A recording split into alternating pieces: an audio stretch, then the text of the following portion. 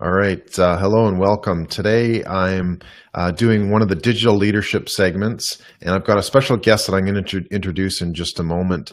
But before we get started, let's just sort of quick rundown on what's coming up and what you're going to see and how it's going to impact your business. So welcome to the Digital Leadership Facebook Live series. My name is Doyle Buehler. My goal is to help you better understand and pursue what matters most in your digital business and how to make a difference with your digital strategy through enhancing and embracing your digital leadership. I help entrepreneurs and enterprise scale, grow, and disrupt their business and sales through digital leadership. And I'm the author of the book on digital strategy. Always got to have a copy here beside me, The Digital Delusion. In today's show, we're going to be focusing on digital leadership. And so on today's show, I'm talking with Mike Montague. Welcome, Mike. Hey, great to be here. Yeah, thanks for coming. And Mike is the Vice President of Online Training for Sandler Training. And correct me if I've got that sort of phrase correct, Mike. Yeah, it's Vice President of Online Learning and Development. So that means I do a lot of tech and I do a lot of online training and webinars like this one for everybody around the world. Sandler's in like 31 countries now. Yeah, that's fantastic. So Sandler is one of the world's largest training organization. And what do you really specialize in training? Like, start me from the beginning. If a business needs sales, what do I need, and how do I kind of get started? Yeah, Sandler Training has been around for a long time. So you mentioned we're the largest now because we have over 250 locations in those 31 countries and 17 different languages. But it all started with a guy named David Sandler. He was one of those touring gurus in the 60s that would, come into town, doing a big, huge sales boot camp thing and then move on to the next town. And he learned pretty quickly that that's not a very good way to train salespeople because they get all pumped up while you're there, but then you move on to the next city and they go back to doing what they were always doing in sales before. So he set up training locations then at all of his major stops. And that's what we've been doing ever since. So all of those locations have grown now to do weekly ongoing reinforcement training with people who need sales help around the country and around the world. And I think the interesting stuff about sales is what you would typically think. So we work with sales management, customer service, but the biggest things are you're not getting in front of enough people, you are not closing enough of the people you're getting in front of, or you're not closing them at profitable margins for yourself. So that's the usual. Yeah. So how would you know, like, do people sort of self-identify to say, hey, I need some sales training? Or, what kind of gets them into that mindset to say, hey, I need to sell with my business? Yeah, there's so many situations. And the good news is I tell people that we're in a growing market because in today's world with the internet and social media and everything, I don't think people are becoming better communicators by and large. So a lot of people will just come to us and say, hey, I'm an engineer. I'm not a good salesperson. I need some help. And that's not unusual. That's probably about a third of the cases. A third of them also know that they are selling organizations and that's what makes them grow. So things like if you think about wholesale distributorships or things like that where they have to, that's all they do is sell. They don't manufacture anything. They don't do anything else. All they do is sell a product. And so they need to be as good as possible at that.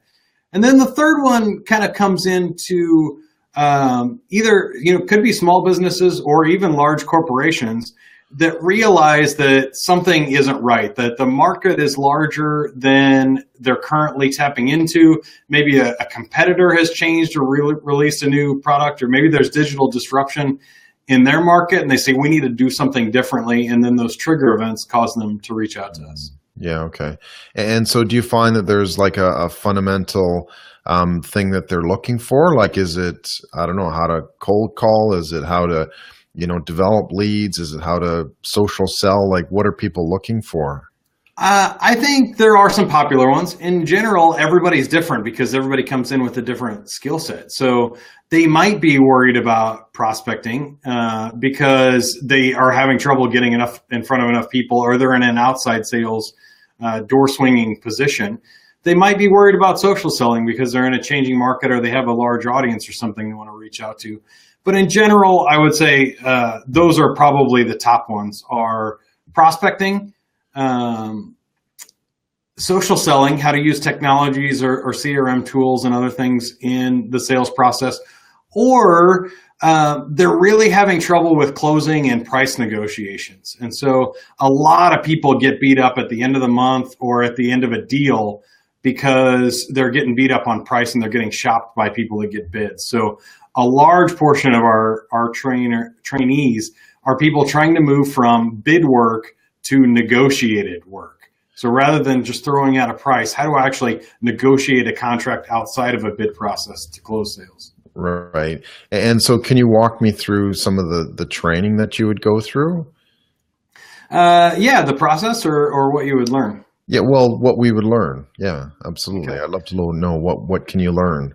Yeah, I think the process itself, real quick, is interesting because we do this right. Our kind of mantra and mission here at Sandler Training is to make sure that people actually get better. And in order to do that, we need to know where you are. So we usually start with some sort of assessment. Then we do quick impact training. What's going to get you the biggest bang for your buck on day one?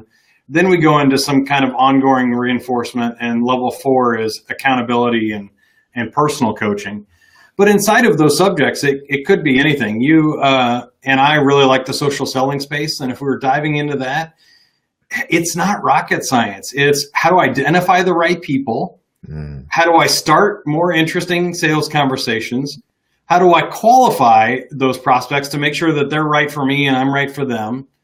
And then how do we come to some sort of mutual agreement on what we'll do for business together? Yeah. No, that's good. And so I gotta ask you this question, Mike. Is social selling a fad? Well, a lot of people think that, or I think it's definitely popular right now, which makes it a fad. But is it going to be fading out? And the answer would be no. Our position at Sandler Training is that social selling will probably just become selling. If you roll back 50 years ago, we didn't have cell phones, we didn't have email, we didn't have fax machines or social media, and people still sold. They did a lot of door-to-door or telemarketing type stuff to make sales. And all of those tools since then have been incorporated into what salespeople use today. So we don't think about email selling when we're doing our job, but we're all emailing while we're selling. Yeah, true. But what about using whatever happened to the fax machine?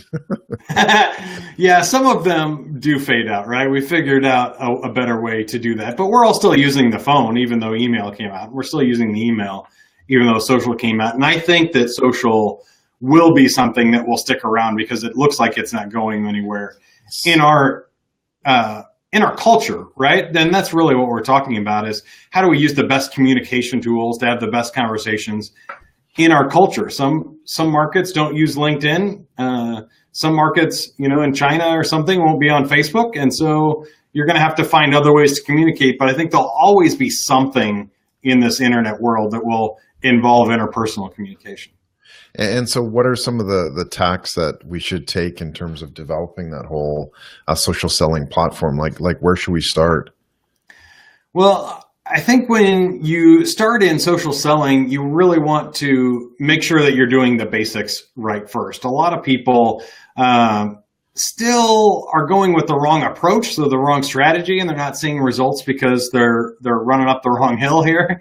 Where if we change tactics and we think about what we're really trying to accomplish, which is, I like specifically talking about LinkedIn and B2B sales, Doyle. So Let's take that for example. On LinkedIn, if your profile and everything still looks like you're hunting for a job, you're going to get job opportunities, not sales opportunities. Okay. So if we switch that around and we say, how do I look like I'm attracting prospects and not jobs? How do I change my profile around rather than talking about me to talking about the people that I solve?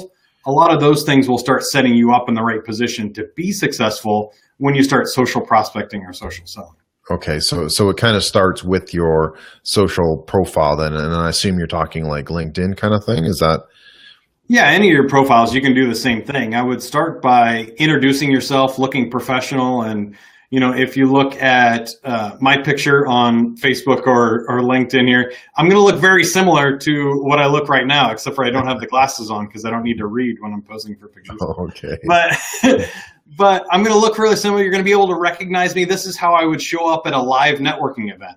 Yeah. Also, you asked me to introduce myself in Sandler training earlier, and I was prepared with a 30-second commercial about what we do and how we do it. And I think your profile should be the same way. How are you introducing yourself to this digital world is really important for how you start social selling. Yeah. And so where do you find people are getting stuck then with social selling itself? Well, that's a great question, and it really is the next step then. So a lot of people do that. A lot of people have polished up their profile. They've added a bunch of friends. They've joined a bunch of groups, but then they don't know what to do next. So when I think about social prospecting as step 2, okay. I think about how do I identify ideal clients, and then how do we get more information, people, and opportunities into our pipeline. So how do I use a tool like LinkedIn or Facebook to find more information on the prospects I'm already calling on? Mm-hmm. How do I use LinkedIn to find more opportunities that I could add to my pipeline? Or how do I use it to find more people and introductions, referrals and introductions to grow my network? Yeah. Okay. No, that sounds good. But at the same time, like you're not, the assumption is that you're doing something about it, right?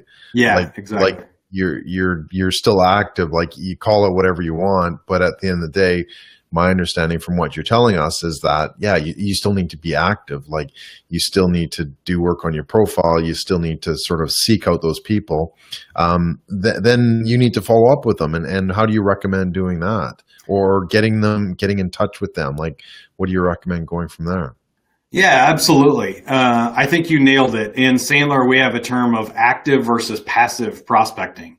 Yeah. So there's a lot of passive stuff you can do. You can place ads, you can run radio things, you can be posting social media updates and doing other things and hoping someday somebody calls you because they need your services. Yeah. But hope isn't a very good strategy. So we recommend really to take an active approach. How do I target specific people on my list? Then how do I start sales conversations with those people? And I think that was part 2 of your question is, how do I really reach out and do that? At Sandler, we recommend a pretty simple approach. One is be different than everybody else and keep it simple. So a lot of people try to oversell and overcomplicate it. And so they send these page-long emails that say, hey, we do these 26 things and we have results from these 50 companies. And they just are drowning on that nobody's ever going to read. Yeah. And we know and I'm sure you do too, Doyle, from studying digital communications, that human beings are lazy. They write really short subject lines and really short emails. Yeah, yeah. Marketers and spam robots write really long subject lines and really long emails because they're trying to sell you something and push something more than any normal human being would do. So we've all been trained over thousands of emails in our lifetime, maybe hundreds of thousands, to spot them instantly, right? Something pops up and it says in all capital letters, live, free, click here. You're like, okay, spam, and you just delete it. You don't even open it. Human beings write subject lines like question, help, introduction, and you open it to see what the question is or who needs help or what the introduction is. And then we start really simple, like 5 sentences or less, talking about who we are and what the trigger event is that we're reaching out. 3 problems that we solve or less, maybe even in 1 sentence, and then how we solve those problems better or differently than anybody else. And sentence 5 would be something like, would there be any reason for us to talk? Would that make any type of sense for us to continue? Yeah. Okay. No, that's cool. Some good steps there. And do you find that, so there, you kind of have those pushy people who go right into, I do this kind of thing and I do that. Do you kind of, shy away from that or? I do. I think you want to be a human being. And again, I take it back to our cardinal rule, which is act like it's a real life networking event. Mm. If we showed up at a chamber event, I wouldn't just walk up and say, hey, Doyle, I see that you do this, and here's all the stuff that I do, and start talking without listening or getting a response back. So I recommend slowing it down, introducing yourself in the way that you would in a live event, and then starting a conversation. You don't have to fit everything into that first email, because hopefully, if they have any reason to work with you, there's going to be a dialogue started here that we can go back and forth and we can ask follow-up questions. Yeah. So really what you're looking for is an interesting question or an interesting trigger event or reason to start the conversation. Yeah. And after you kind of made that initial contact, what should you do next then? Because a lot of what we hear is that most people don't follow up with, leads and that sort of thing. So where do you go from there, and what should you be doing next to kind of close things off? Yeah, absolutely. We see a lot that salespeople, number one, just don't follow up enough.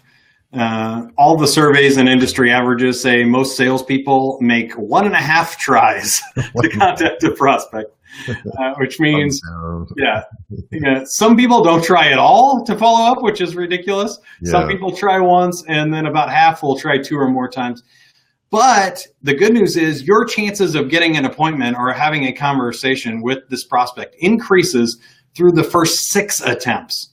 After 6, you're becoming annoying, pushy, and you're just following up with somebody that doesn't want to talk to you. Yeah. But up to 6, your chances actually continue to increase with every follow-up attempt.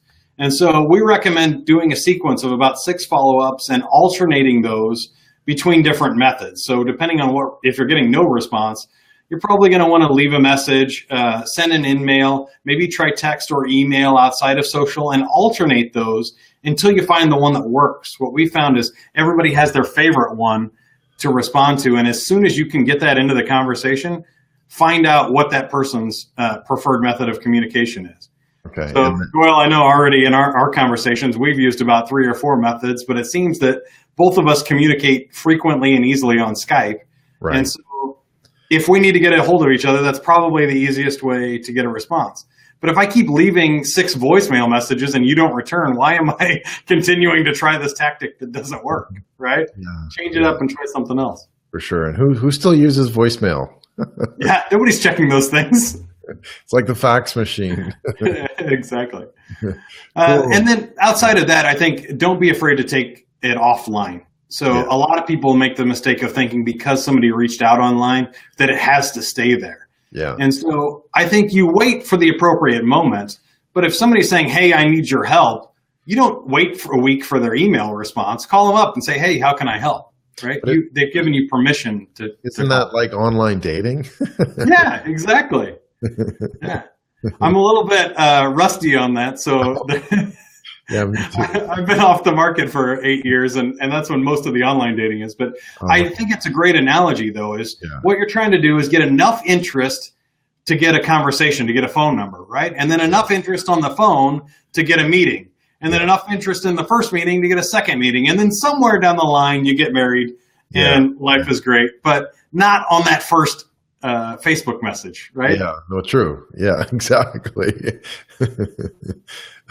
Online dating and social selling, as told by Mike Montague. Yeah, they're really close to the same thing. Yeah, cool. All right. Well, excellent. Thank you so much for your time, Mike. Any sort of closing last words in terms of social selling or strategies or? Sure. I think we have a lot more in the book. So I wrote a book with LinkedIn. It's called LinkedIn, the Sandler Way. And if you go to sandler.com, you can download a free PDF copy. Or if you prefer it on the Kindle or paperback, you can buy those as well. But there's a free PDF on the website and a lot more there. And I think we're going to continue to grow and release online courses and do more as people figure this out. But really, it's about getting yourself in the right headspace, having the right attitude. Everybody can socially sell, doing the right behaviors and doing it consistently enough. So doing some sort of activity every week. And then number 3 is just honing your technique, getting better. The first time you try anything, you're horrible. The first time you jump on a bike, you're going to fall off. But if you practice enough, those skills will come. And in social media, the learning curve is really short. So go get them and good luck. Yeah, and don't be lazy too. Exactly. Be active. And you're also host of a podcast, How to Succeed podcast as well. Yeah, that's a great one. Once a week, we have a 20-minute episode where I interview authors or people from around the world or in the Sandler network on how to succeed at anything that you would want to do. So we have how to succeed at fundraising for nonprofits, or presenting yourself with impact, or selling and sales management. So check those out, iTunes or Google Play. You can subscribe. It's the How to Succeed podcast by Sandler Training. All right. Oh, cool. Well, thank you so much for your time. Really appreciate your insights and your ideas as well. They've been really quite interesting and fascinating. So thank you so much, Mike. Really appreciate that. Just for our listeners, thanks for watching. Mike Montague, who is my guest today, who is the VP of Online Learning and Development at Sandler Training. As I've talked about, there are 3 core categories that we go through as part of the Digital Leadership Facebook Live events. State of Digital, which we talk about how to look what's going on in the current industry. Digital Leadership Guest, which I had the pleasure of speaking with Mike, and Digital Discovery Dam Busters as well, which we have on Fridays as well, where you can bring your questions and comments and tools and that sort of thing. So once again, thank you, Mike. Really appreciate your time, and we'll see everybody online. Have a great day. All right.